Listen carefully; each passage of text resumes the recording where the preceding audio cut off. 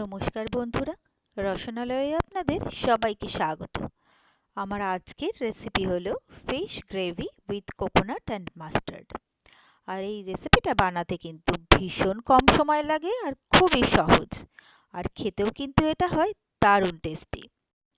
গরম গরম ভাতে এই নারকেল আর সর্ষে দিয়ে মাছের এই গ্রেভি কিন্তু খেতে অসাধারণ লাগে। তো এই ফিশ গ্রেভি বানাতে প্রথমেই আমি নিয়ে নিয়েছি রুই মাছ। তো মাছগুলোকে ভালোভাবে আমি ধুয়ে পরিষ্কার করে নিয়েছি। এরপরে এর মধ্যে আমি দিয়ে দিচ্ছি অল্প করে হলুদ আর দিয়ে দিচ্ছি অল্প করে নুন। এরপরে আমি এই নুন আর হলুদ দিয়ে মাছটাকে ভালো করে মেখে নেব। আমি এখানে রুই মাছ দিয়ে করছি, আপনারা চাইলে কিন্তু অন্য যে কোনো মাছ দিয়েও এই রান্নাটা ট্রাই করতে পারেন, সেটাও কিন্তু খেতে অসাধারণ লাগবে। তো মাছগুলোকে ভালো করে আমি নুন হলুদ মাখিয়ে নিয়েছি। এরপরে আমি গ্যাসে বসিয়ে দিয়েছি একটা ফ্রাইং প্যান। প্যানটা গরম হয়ে গেলে তাতে দিয়ে দিচ্ছি কিছুটা তেল। তেলটা গরম হয়ে গেলে নুন হলুদ মাখানো মাছগুলো আমি একে একে দিয়ে দিচ্ছি ভাজার জন্য। তো সব কটা মাছ দিয়ে দিলাম। এবারে একটু সময় দেব এক পিঠটা ভাজা হয়ে যাওয়ার জন্য। তো এক পিঠটা ভাজা হয়ে গেলে এবারে সব কটা মাছ আমি এক এক করে উল্টে দিচ্ছি, যাতে অপর পিঠটাও ভালো করে ভাজা হয় তার জন্য। তো সব কটা মাছ আমি উল্টে দিলাম। তো মাছগুলোকে আমি উল্টে পাল্টে ভালো করে ভেজে নিচ্ছি। তো মাছগুলো কিন্তু ভালোভাবে ভাজা হয়ে গেছে। এবারে মাছগুলোকে তুলে আলাদা একটা প্লেটে আমি রেখে দিচ্ছি। এরপরে আমার ফ্রাইং প্যানে যা তেল থাকলো তার মধ্যেই আমি দিয়ে দিচ্ছি হাফ চা চামচ কালো জিরে আর দিয়ে দিচ্ছি একটা গোটা শুকনো লঙ্কা। তো এবারে এই কালো জিরে আর শুকনো লঙ্কাটাকে আমি প্রায় 6 থেকে 7 সেকেন্ডের জন্য ভালোভাবে ফ্রাই করে নেব। তো এটা ফ্রাই করা হয়ে গেলে এর মধ্যে যে মশলাটা আমি দিচ্ছি সেইটা বানানোর জন্য আমি নিয়েছিলাম 1 টেবিল চামচ কালো সর্ষে আর নিয়েছিলাম আমি 4 টেবিল চামচ নারকেল কোড়া। এরপরে আমি নিয়ে নিচ্ছি মিক্সার গ্রাইন্ডার। প্রথমে আমি কালো সর্ষেটাকে দিয়ে এমনি প্রথমে গ্রাইন্ড করে নেব। তো আমি এটাকে গ্রাইন্ড করে নিয়েছি। দেখুন এগুলো কিন্তু বেশ সুন্দরভাবে গুঁড়ো হয়ে গেছে। এরপরে নারকেল কোড়াটাকে আমি এই গ্রাইন্ডারের মধ্যে একই সাথে দিয়ে দিচ্ছি।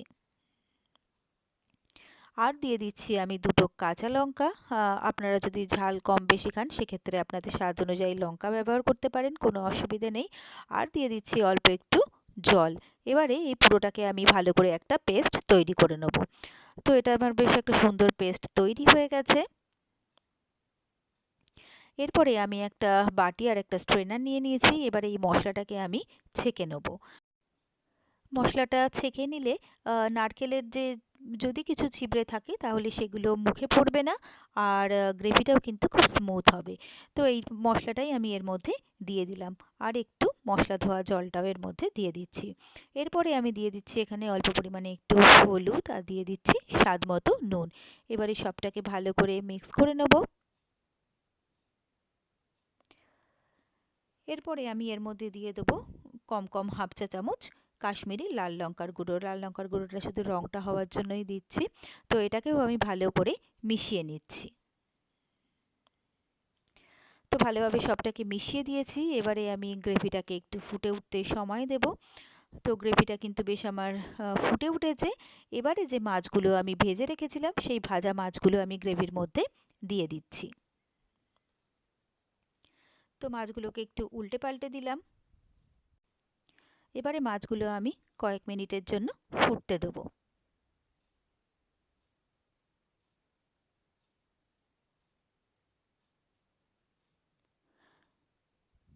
তো গ্রেভিটা কিন্তু বেশ ভালোভাবে আমার ফুটে উঠেছে। এরপরে আমি মাছগুলোকে আরও একবার করে উল্টে দিলাম।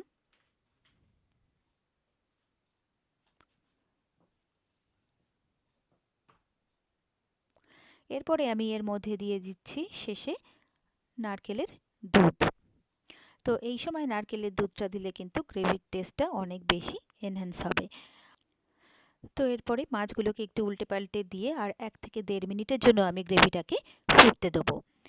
তো 1-1.5 মিনিট হয়ে গেছে, গ্রেভিটা কিন্তু আমার একদম রেডি হয়ে গেছে। এরপরে আমি গ্যাসটাকে অফ করে দেব আর গ্রেভিটা আমি এবার সার্ভ করার জন্য নামিয়ে নেব। তো আমি সার্ভিং প্লেট রেডি করে নিয়েছি। এরপরে ফিশ গ্রেভি আমি একে একে সার্ভিং প্লেটে তুলে নিচ্ছি গরম গরম সার্ভ করার জন্য। আর গরম ভাতের সাথে এই ফিশ গ্রেভি খেতে কিন্তু অসাধারণ লাগে, আর এটা খেতেও কিন্তু হয় দারুণ টেস্টি। তো এবারে আমি এটা সার্ভ করে দিলাম। তো ব্যাস, তৈরি হয়ে গেল আমার খুব সহজে আর খুবই চটপট দারুণ tasty fish gravy with coconut and mustard. আর এই রেসিপিটা যদি আপনাদের ভালো লেগে থাকে তাহলে আপনারাও বাড়িতে ঠিক এইভাবে একবার তৈরি করে দেখবেন। আশা করি আপনাদেরও ভীষণ ভীষণ ভালো লাগবে।